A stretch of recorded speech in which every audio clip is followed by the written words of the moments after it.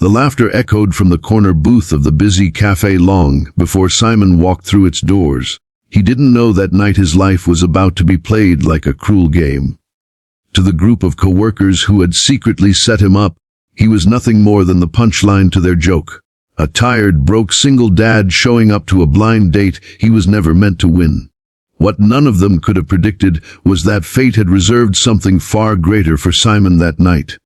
Because sitting across that dimly lit table, waiting with quiet poise and the air of power most people only read about, was a woman who wasn't meant to laugh at him, but instead to fall in love with him. If you believe in kindness, second chances, and stories where life surprises us when we least expect it, make sure to like, comment, share, and subscribe to Kindness Journal. Together we spread hope and heart-touching stories across the world. Simon had been a quiet man most of his adult life, not by choice, but by circumstance. The weight of responsibility had pressed down hard on him ever since his wife passed away 3 years ago in a sudden car accident. Since then, he had lived each day for his 8-year-old daughter Rosie. His mornings began before the sun rose, packing her lunch, tying her messy hair into braids, making sure her homework was checked, and walking her to the school bus with a smile that often hid the exhaustion etched into his eyes. Afterward, he worked as a warehouse loader at a logistics company, a job that left his hands blistered and his back aching. The pay was barely enough, but it was honest. His coworkers noticed the way Simon never joined them for after-work drinks, never showed off a new car or a nice suit, never seemed to have a life outside of caring for Rosie. To them, he was the definition of boring. That's why when one of them, a prankster named Travis, came up with the idea of signing Simon up for a blind date with someone way out of his league, the group laughed and agreed. They told Simon that a friend of a friend had seen him and was interested. For the first time in years, Simon felt a small flutter of hope that maybe life was offering him a little happiness again. He didn't know the friend of a friend was a setup, and that the woman who would be sitting across from him was no ordinary woman. Her name was Cassandra Ward. At 34, she was already the CEO of a rapidly growing tech firm, her name whispered in business magazines and boardrooms as someone to watch. To the outside world, she was a symbol of perfection, tall, graceful, with sharp green eyes and a calm voice that commanded respect. But beneath the surface, Cassandra carried her own quiet loneliness. Success had built walls around her life, men were often intimidated by her achievements, and those who weren't tended to see her as a trophy instead of a human being. She had agreed to this blind date mostly to silence a persistent friend who insisted she should try meeting someone normal. When Simon entered the cafe that day, wearing his only clean button-up shirt and the shoes he polished until they almost shone, Cassandra looked up from her cup of tea. The first thing she noticed was his nervousness, the way he scanned the room quickly before spotting her. The second was his eyes. They were wary, yes, but also gentle, the kind of eyes that had seen pain yet still carried light. She found herself intrigued almost instantly, though she couldn't explain why. Simon sat down, unsure if she was expecting someone else. She looked far too elegant, far too out of reach for someone like him. Still, he offered a smile and introduced himself softly. Cassandra responded, and for a while their conversation moved awkwardly, like two strangers testing the waters. But then, she asked him about his daughter, and suddenly, everything about Simon came alive. He told her about Rosie, how she loved to draw rainbows on scrap paper, how she struggled with math but excelled in storytelling, how she missed her mother every night but still managed to laugh at silly jokes. His voice, though quiet, carried warmth. Cassandra listened intently, realizing this wasn't a man who wanted to impress her with flashy words or wealth. This was a man who loved deeply, who had dedicated every ounce of himself to another life. That, she thought, was rare.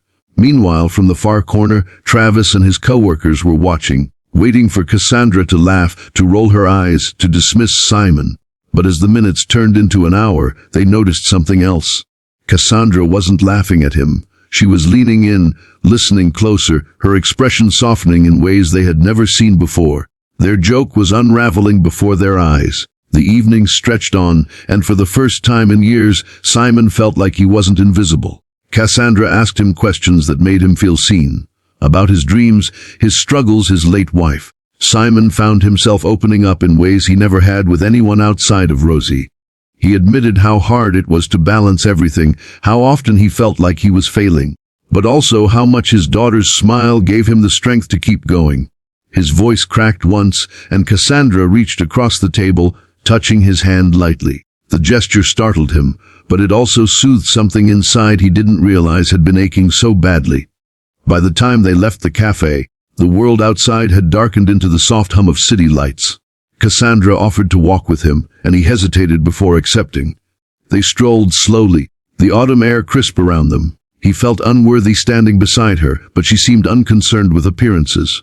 Instead, she asked him about the little things: his favorite book, the kind of music Rosie liked, what meals he cooked when money was tight. He answered honestly, and with every word, Cassandra felt her guarded walls loosening. The next morning, gossip buzzed through Simon's workplace. Travis expected Simon to return humiliated, but instead, Simon walked in quietly, carrying the same humble expression as always, though this time there was the faintest trace of hope in his eyes. The co-workers smirked and teased, but Simon didn't argue.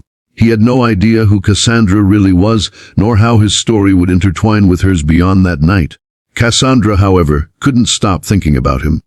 Over the next week, she found excuses to reach out, first asking if he wanted to grab coffee again, then inviting him to a park where Rosie could join. When Rosie met Cassandra, something remarkable happened. The little girl, shy with strangers, warmed to her instantly. Cassandra knelt down, complimented her drawing of a rainbow, and Rosie beamed. Simon watched silently, his heart swelling with both gratitude and disbelief. But life, as always, wasn't without obstacles. When Simon eventually learned who Cassandra really was, a powerful CEO, wealthier than anyone he'd ever known, his insecurities clawed their way back. He began pulling away, convinced she deserved someone on her level, someone who could give her more than he ever could. Cassandra, however, wasn't willing to let him go so easily. She confronted him one evening, her voice trembling not with anger but with sincerity. She told him she wasn't looking for wealth or status. She already had those. What she was searching for was authenticity, love, and a partner who valued family above everything. And in Simon, she had found exactly that. The co-workers who had once mocked Simon soon learned of Cassandra's identity when news outlets caught wind of her mystery man. They expected her to dismiss him publicly, to preserve her image. But instead, Cassandra proudly walked beside him, unashamed of the man she chose. Simon, though overwhelmed, stood taller than he ever had before, not because of pride, but because he realized his worth was never defined by wealth or titles. His worth was in the love he gave his daughter, the honesty he carried, and the resilience that never broke. Weeks turned into months, and what began as a cruel joke became the most unexpected love story. Simon and Cassandra built their bond slowly, carefully, with Rosie at the center of it. There were challenges, yes, whispers of doubt from others, financial gaps, lifestyle differences. But through it all, Cassandra admired Simon's humility, and Simon discovered in Cassandra not just a partner, but someone who truly saw him. If this story touched your heart, please like, share, and subscribe to Kindness Journal. Your support helps bring more inspiring stories of love, resilience, and second chances to light. And now, before we close, here's a special request. Comment below and tell us, do you believe true love can come from the most unexpected places? Because Simon and Cassandra's story is proof that sometimes, even when the world sets us up as a joke, life has a far greater punchline, one written not in laughter, but in love.